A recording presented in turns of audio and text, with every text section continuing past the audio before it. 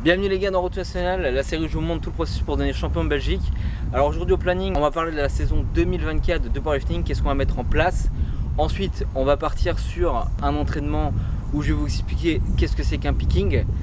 Et par la suite, on va faire tout ce qui est récap au niveau du poids et des charges des barres de mon SBD. Mais avant ça, on va taper nos meilleurs plans de drone. On a sorti le petit bijou et c'est parti.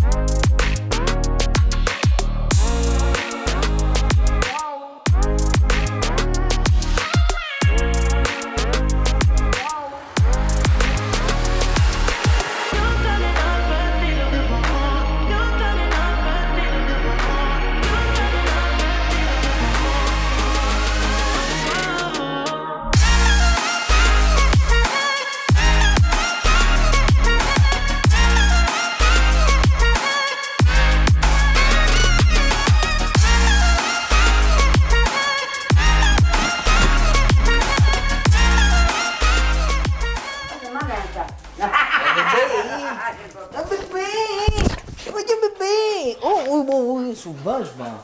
Oui, bébé. Oui, bébé. T'as pas entendu papa, hein? Oh non, t'as pas entendu papa.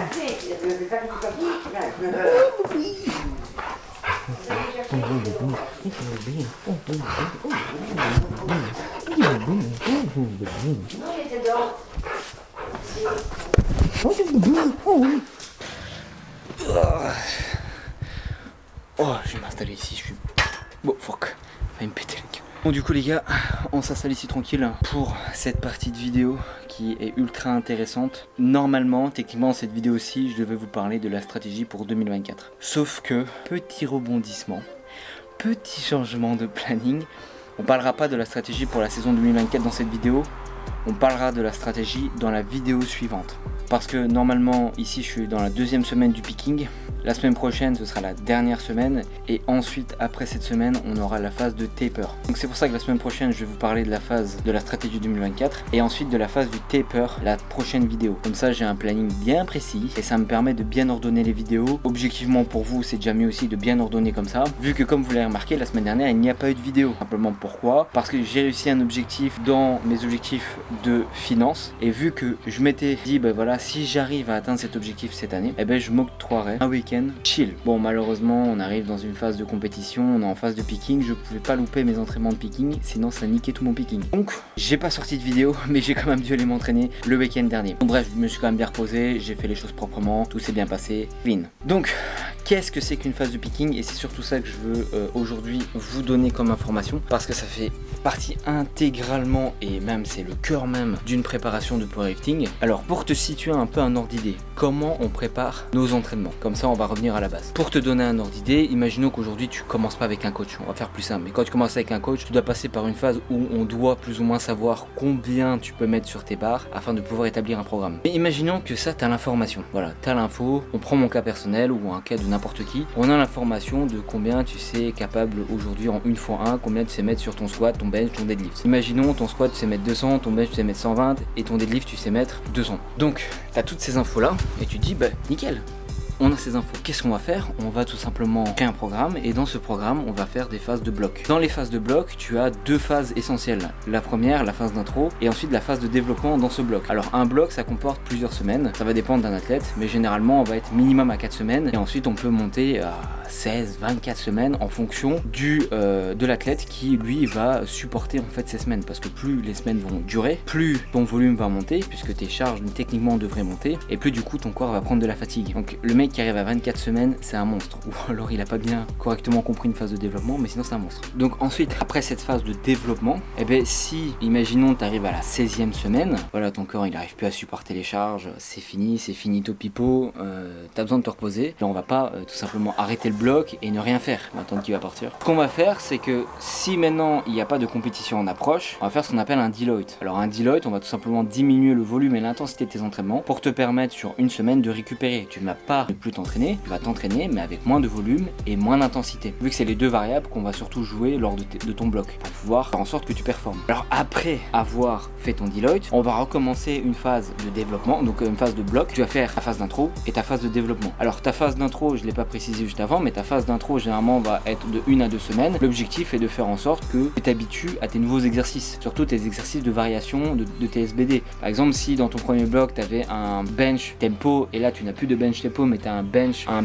pin par exemple, eh ben tu vas t'adapter à devoir faire en sorte que tu t'adaptes à l'exercice et de voir si tu arrives à exécuter correctement ton mouvement avant de progresser. Rien de faire, de tout de suite mettre des gros RPE si tu n'arrives pas à correctement faire le mouvement. Donc d'abord on va voir si tu arrives à faire le mouvement, c'est ça la phase d'intro. Donc tu vas entre guillemets un petit peu tâter le terrain en faisant pas des grosses perfs et en allant mollo quoi. Ensuite arrive la phase de développement où là la phase de développement on va augmenter le volume, on va augmenter l'intensité, bref on va augmenter plusieurs variables pour faire en sorte que tu progresses. Ensuite continue la répétition jusqu'au jour où tu arrives en phase de compétition. Et tant que tu n'arrives pas en phase de compétition, si tu es fatigué, tu fais un deload de 1 à 2 semaines en fonction de la tête et puis après tu recommences un bloc, etc. etc. Maintenant quand tu arrives en phase de compétition, comme ici dans mon cas, tu arrives en phase de compétition, on va commencer à faire ce qu'on appelle la première étape qui est un picking. Alors quand tu finis ton bloc, il doit rester entre 1 et 4 semaines avant ta compète. Alors les 1 à 4 semaines, pourquoi? Parce que généralement en fonction d'un athlète, si l'athlète est débutant, il va pas avoir besoin de 3 semaines à 4 semaines de picking, il va avoir besoin peut-être d'une semaine. Un débutant ne va pas forcément avoir de gros volumes et de grosses intensités par rapport à un mec qui est un expert, que ça fait plusieurs années, etc. Lui, il se défonce comme jamais, donc c'est normal que lui, il a besoin d'un peu plus de semaines de picking. Deux objectifs dans un picking, c'est de diminuer la fatigue et d'être spécifique pour tes mouvements de compétition. Donc en gros du gros, si par exemple pendant ton bloc, tu avais des top 7, donc des top 7 c'est 1x5 par exemple à ton bench de compétition, et ensuite tu avais du 3x5 en back-off, et bien là, lors de tes pickings, tu vas plus être en 1x5 en top 7, tu vas faire que des top singles, et 1x1, et après ton back-off, au lieu de faire 3x5, tu vas faire, par exemple faire 2x5. Comme dans mon cas, moi avant, ici dans ce bloc, à mon squat par exemple, j'avais du 1x1 à RP7, et ensuite du 4x5 en back-off. Et donc là, qu'est-ce qu'on a fait? On a mis du 1x1 à RP7 en top single, et ensuite on a mis encore du 1x1 à RP8 en top single. Donc j'ai deux top singles, et ensuite en back-off j'ai du 3x5 et plus du 4x5. Donc tu vois, on devient plus spécifique. On va augmenter l'intensité, mais on va diminuer le volume pour pouvoir faire en sorte de récupérer musculairement et aussi au niveau de ta fatigue. Puisque ce qui te fatigue beaucoup, c'est pas forcément l'intensité, c'est plus le volume. Donc voilà, ça sert à quoi le picking? Le picking, on va... Voulez-vous monter ou baisser le volume? Ta gueule. Parce qu'il faut quand même se rappeler que le picking n'est pas un deload, hein. On va rappeler de bonnes choses.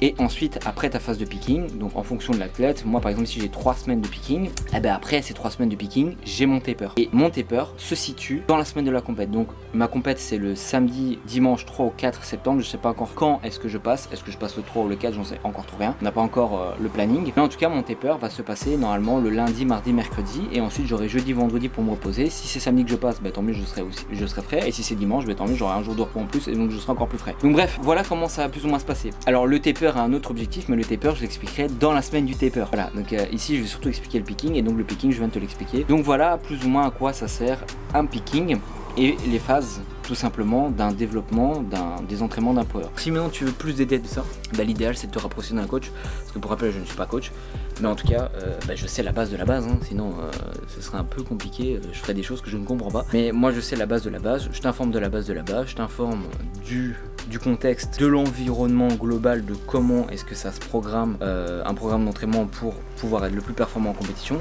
Et ensuite si tu veux rentrer dans le détail, bah, tu te rapproches d'un coach tout simplement, et lui il pourra encore être plus spécifique que moi et vraiment t'ai parlé d'articles scientifiques, de pourquoi est-ce qu'un picking il faut le faire, de comment il faut le faire exactement, parce que moi mon picking est spécifique à moi, mais encore une fois en fonction d'un individu à un autre, d'un niveau de débutant à plus ou moins intermédiaire, expert, etc., ça va être différent. Mon picking à moi ne va surtout pas être le même qu'un mec qui est champion de Belgique, tu vois ce que je veux dire, ou un champion de France tout simplement. Puis certains s'entraînent autrement, il y en a ils ne font pas de picking, ils font pas de taper et ils continuent un process normal parce qu'ils ont une stratégie spécifique. Nous on utilise la stratégie du picking et du taper dans mon cas personnel. Voilà, il y a différentes strates et nous on utilise cette stratégie. C'est pour ça que c'est important d'avoir un coach, parce qu'un coach va pouvoir faire en sorte qu'il a un panel de stratégies différents qui va fonctionner en fonction d'un individu à un autre. Et c'est ça qui est incroyable avec la science de l'entraînement, c'est qu'en fonction d'un individu à un autre, une stratégie va très bien fonctionner sur un individu, mais quelqu'un d'autre ça va mal fonctionner. Bref.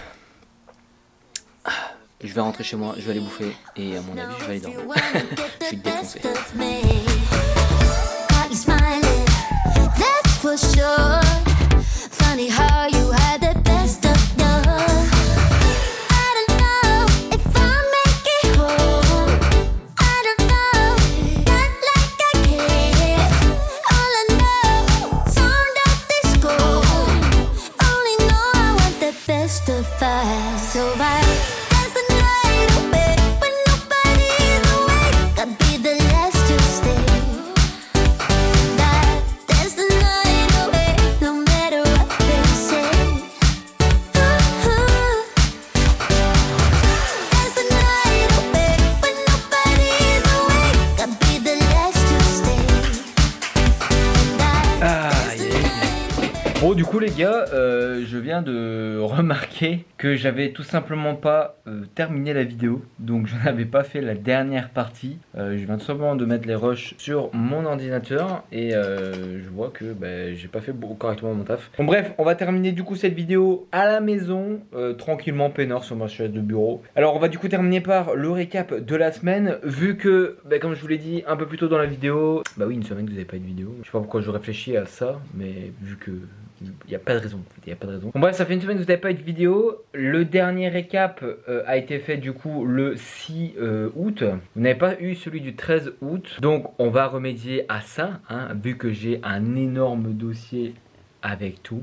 Donc la semaine dernière, donc le 12 août, vu que je fais mes récaps le samedi, le 12 août j'étais à 104,8. Donc par rapport à la semaine juste avant, on devait être le 5 août à une histoire de... Le 5 août j'étais à 105,3. Donc j'ai perdu 600 grammes, 104,6 ou 104,8. Putain, je suis vraiment un noob, sérieux. Sérieusement, j'arrive même pas à retenir des chiffres, quoi. Vraiment une grosse brêle. Donc c'est ça, 600 grammes perdus. 600 grammes de perdus, donc la semaine où je vous ai pas fait de vidéo. Et donc entre le 12 août et le 19 août, donc hier, puisqu'aujourd'hui on est le 20, très exactement, hier on était à 103,4 et tout beau. Donc on a perdu 1,4 kg. Putain, 1,4 kg en une semaine, c'est insane en fait. Oui, c'est insane. Donc 1,4 kg entre la semaine dernière et cette semaine. Je vais pas vous faire le récap au niveau des charges parce que concrètement ça sert un peu à rien vu qu'on est en phase de picking. Et la phase de picking, on va essentiellement garder les mêmes charges plus ou moins en fonction de la première semaine. Alors pour le squat, j'avais un peu overshoot la première semaine de picking. Je sais pas pourquoi.